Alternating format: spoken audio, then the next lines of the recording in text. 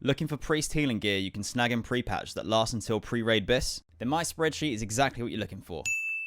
It covers all the PvP gear with the cost per item in honor points and marks, how long each item lasts on your way to 70, which items replace them, where to get them, and of course the total number for just armor, weapons, and everything combined. If you're unaware of the PvP system changes that pre-patch brings, I'll cover that with an extra little secret tip later in the video, and also if you're interested in an explanation of the spreadsheet, the color coding and that kind of stuff, that's also later in the video. But for now, let's crack on with the gear in pre-patch that can last you until Pre Raid BiS. Alright priest healers, you've got a few items that are definitely worth your time and a few items that you could target if you've got honor, marks, or more time in pre-patch to spend PvPing, and then a couple of items that you should definitely avoid wasting your time with, considering we now know pre-patch is only going to last 2 weeks. So let's jump into it and take a look. The PvP head is a great choice that will last you until 68 or higher, depending on if you're able to get the Shadow Moon Valley group quests done. The PvP shoulders are decent as well, lasting up until at least level 66 and can be replaced from the last boss in Old Hillsbrad Foothills. I also strongly recommend you target the PvP weapons, as these last until 68 if not 70 depending on the combination you go for.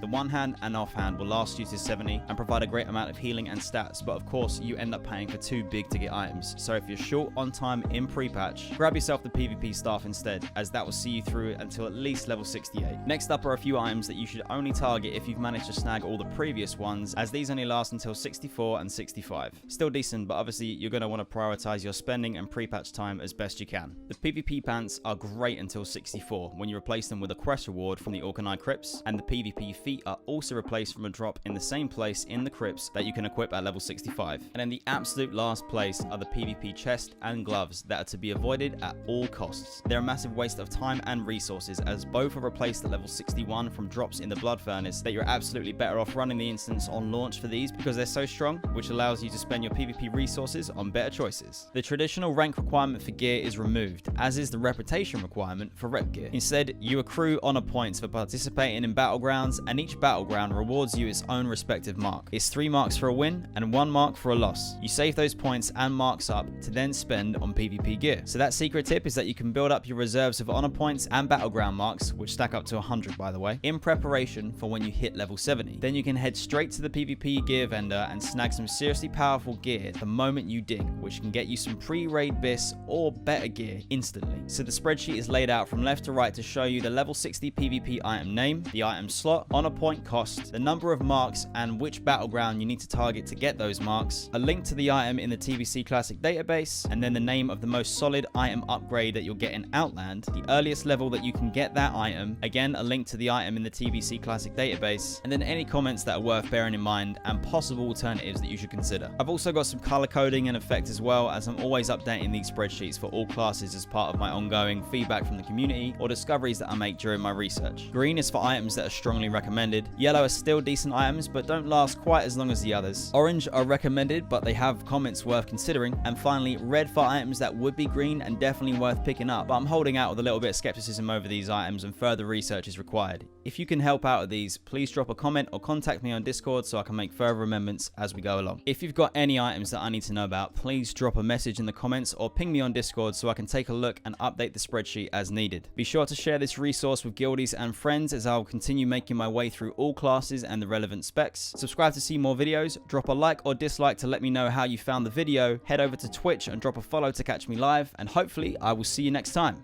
Peace!